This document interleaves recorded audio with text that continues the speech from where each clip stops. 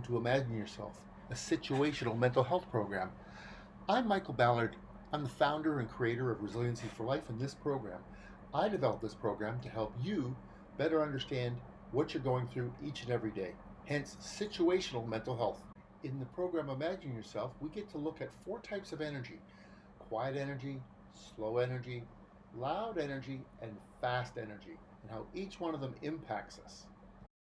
As we grow our awareness, it's interesting to see when we have quiet energy or slow energy, loud energy or fast energy.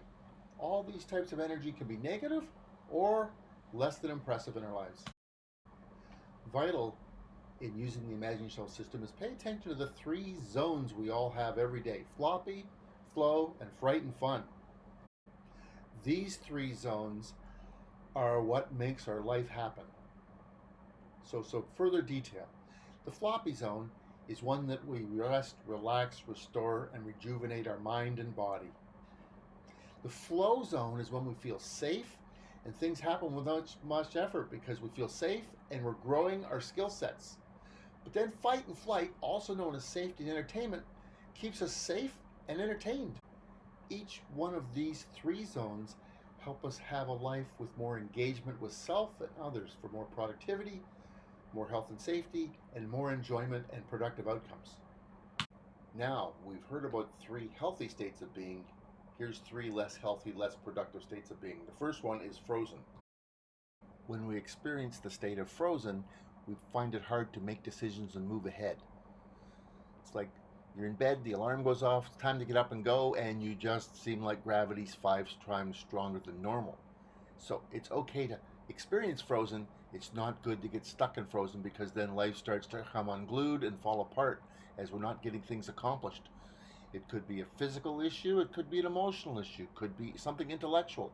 Regardless, when we're frozen, we're in overwhelm. So, one step at a time. Get up, scrub your teeth, have a meal, don't have a meal, hydrate, exercise, make movement, ask for help. Sometimes we can be frozen in one area of our life, and what I like to jokingly refer to as the flicker zone is when we can't quite concentrate as hard and for as long as we need.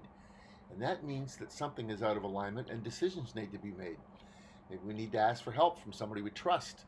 Maybe we need to make a decision in a relationship, or we need to ask for help about a course that we're stuck on. But regardless, when we're in flicker, we're not at our best, and others are finding it a little hard to get a concentrated effort from you to have serious talks and communications. So, frozen, flickered, that takes us up to the next one. That's frenzy.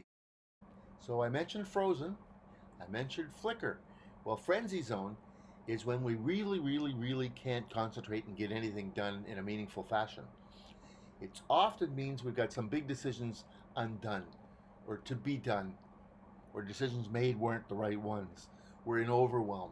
We need to ask for help from somebody we trust and respect that will keep us safe. And it's not nice to be here, but it's perfectly normal to be here. Ask me about my 4th semester writing the marketing exam. Yikes! When we're in frenzy, we're in overwhelm. We need to take the deep breath, back off, do what we can to get our sleep in order, to get that 7 to 9 hours that we all need, regardless of what people tell you. Eat right, exercise, and ask for help. Ask for help. There's also some exercises and skills you can learn to help you cope, because you deserve to be better than just coping. You need to thrive. I'm Michael Ballard, as I said in the beginning. 2 battles with cancer, 3 brushes with death. I've learned these skills for all the reasons I did, and I want to share them with you. It's increasing the quality of our life. We have a better quality journey and a better quality, more successful outcome. I want you to live in a world of awareness that values excellence, not perfection. I want you to live a life with mastery that includes excellence, because when we live a life with mastery that values excellence, we can let go of perfectionism. And using a life with a positive asset, skill, and strength-based approach means that things can be dealt with in a safe, healthy manner. So to wrap up this, I want you to consider yourself being a realistic optimist. You know what's good, bad, right, wrong, and what's going on, but you're leaning gently towards getting positive and making it happen for best outcomes, for best quality of experience for you.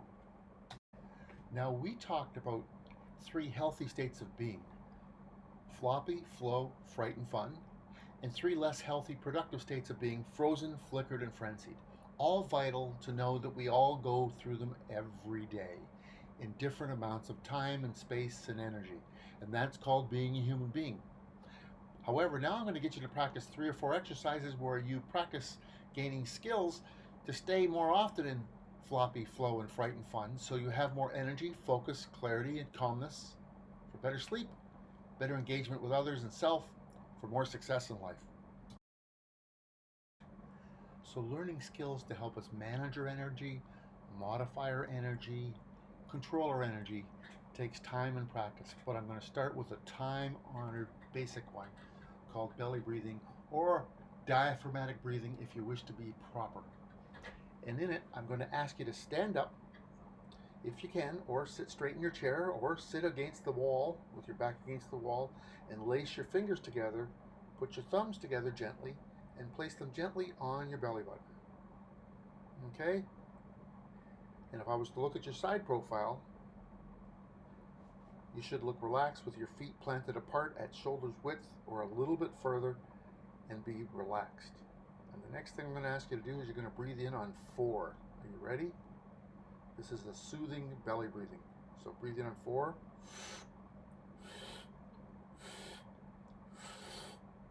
Now you're going to hold for 4,000, 3,000, 2,000, 1,000. And now you're going to breathe in out on 4, 3, 2, 1.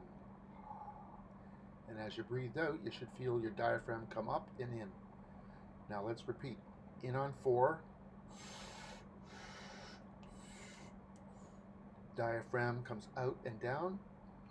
Hold for 4, 3, 2, 1.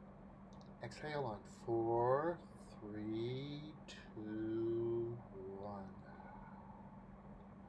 You should feel a little calmer, a little heavier, like gravity's got a little stronger, and feel soothed. So that's the slowing it down one.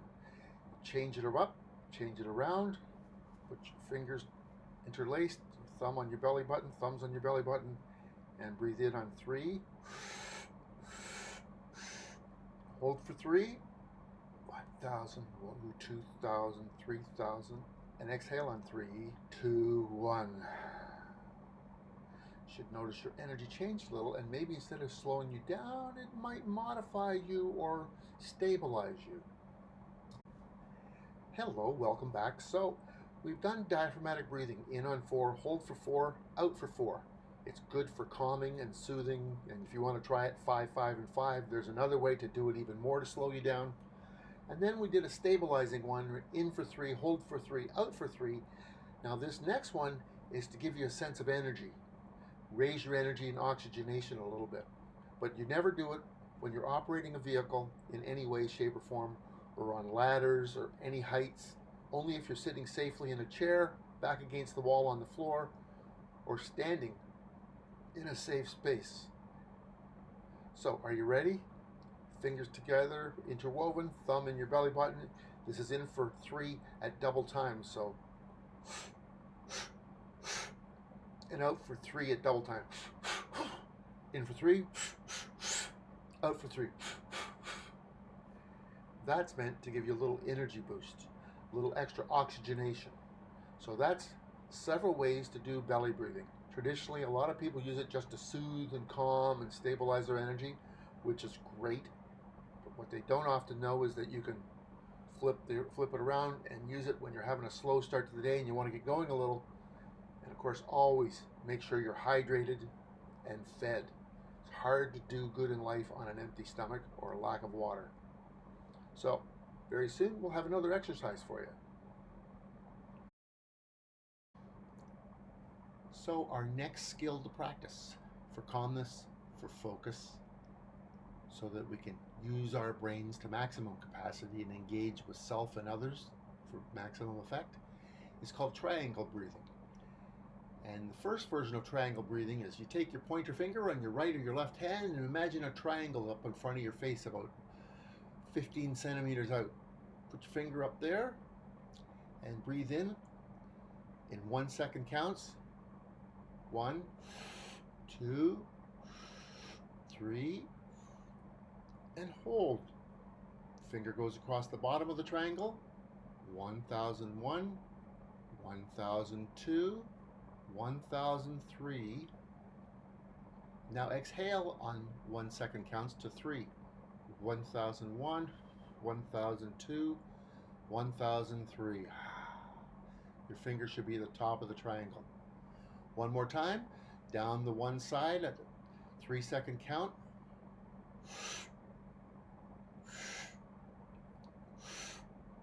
Hold for 3.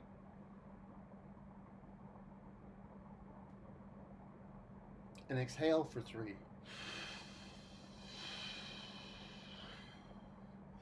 That's one version of triangle breathing. You can do that at a 3 count, 3, 3, and 3. Help level you off. You want to slow down, do a 4, 4, and 4. That works as well. Or if you want to really energize, breathe in on 3, hold for 3, exhale on 2. Get that? Breathe in on 3, hold for 2, exhale on 2. So that's triangle breathing, 3 different versions, and you've practiced one of them twice. So skills to help you manage, be aware of, and alter your states of energy are really critical for more happiness and more awareness and more successful outcomes in life. So get ready for a little break where I'm going to get you to look at an awareness site, and we'll come right back. So one of the best ways to use your time is to develop your awareness. And we've taught you 2 skills so far in the program, but another thing is to intellectually know about awareness. And awareness through skill, 7 types of awareness. It's a program you can see across the bottom of the screen. We'll put it up on the screen. 7 types of awareness. It's a free course at my site. I highly recommend you take it. So we've covered off 2 skills to help you with focus, calmness, and awareness. We talked about 7 types of awareness briefly. I suggest you go to the site, take the course. It's free. Now, alternative nostril breathing. What is it? Why does it count? How do you use it? Let's get started. So, alternative nostril breathing. Pretty basic to do. Here's what I want you to do. Take an index finger, right hand first, place it over your right nostril, and breathe in to a count of 4. 1, 2, 3, 4. And hold. 4, 3, 2, 1. Exhale.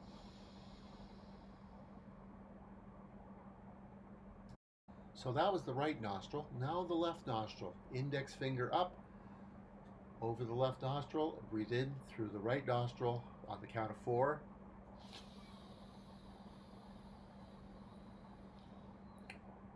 4. Hold for 4.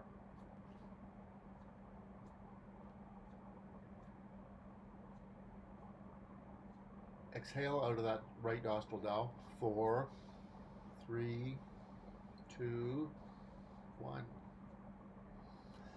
So alternative nostril breathing, unlike other breathing skills, the preliminary research says that depending on which nostril you breathe through, it changes brain and body.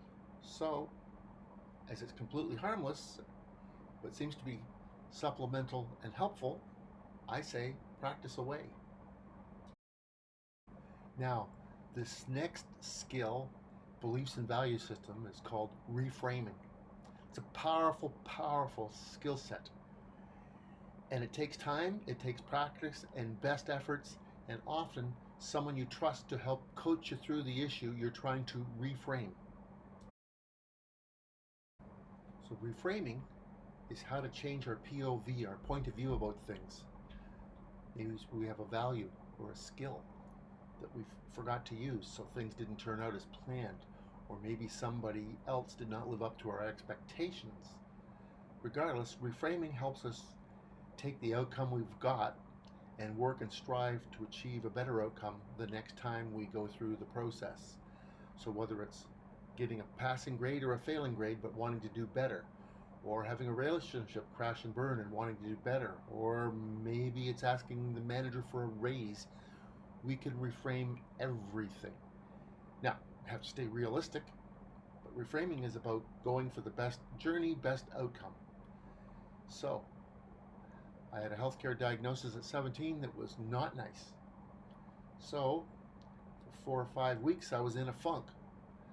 I then went dust myself off, give myself a shake, and I went to the local university library where I found a librarian. Now remember, this is before Google, and said, I have a health issue. I'm looking for health research on this topic and this on how to manage it. And the librarian said, oh, we just got research in from 2 leading universities. You got to see this. It's really fascinating. Back then, you used to take a roll of dimes or quarters to go to the photocopy machine, and off you'd go. So, reframing my health situation was I might not be able to cure it, but what can I do to manage it? It changed the quality of my experience considerably. I didn't do well in high school back in my day because I don't spell well, never have, never will, don't care anymore. But back then, didn't spell well, didn't have good grammar, you would fail your topic. So I just reframed it saying, I'll keep going until I get out of high school. In college, my marks went up 14%. So, reframing. Looking at things from the point of view currently, and if we change our point of view, learn a new skill, change a value, stay true to ourselves and safe, what can we do to change the quality of the experience or the outcome by reframing and having another go at it? So in the last section, we talked skills for calmness, focus, clarity, also to help you sleep or to energize you. Then we talked about reframing, for re-seeing things with a different point of view, with maybe a little help from somebody you trust to work at a better quality experience and a better quality outcome. Now I want to talk about mindset in another way, and that's the words you use when you look at things that have to get done. Maybe you don't want to do them, maybe you don't like doing them, maybe the people you have to do them with are uncomfortable to be around. We've all been there, we'll all be there. But the research tells us that there's 4 major phrases that help us be more resilient, more productive, and more successful. And these 4 phrases, I am, I have, I can, and I do. All 4 phrases own the issues we're going through. Doesn't mean you shouldn't ask for help, but own the issues you're going through and ask for help. Because as we nurture and strengthen our mindset, it's amazing how it impacts the quality of our experiences and our outcomes. So mindset is very powerful, but I also want to remind you that awareness, managing your energy, shifting around your energy, the skills, the mindset of being a realistic optimist, and reduce and eliminate judgment for yourself and others. None of us are perfect, but if you can start to have an attitude of excellence, it's amazing how that can change the quality of life's experiences and outcomes.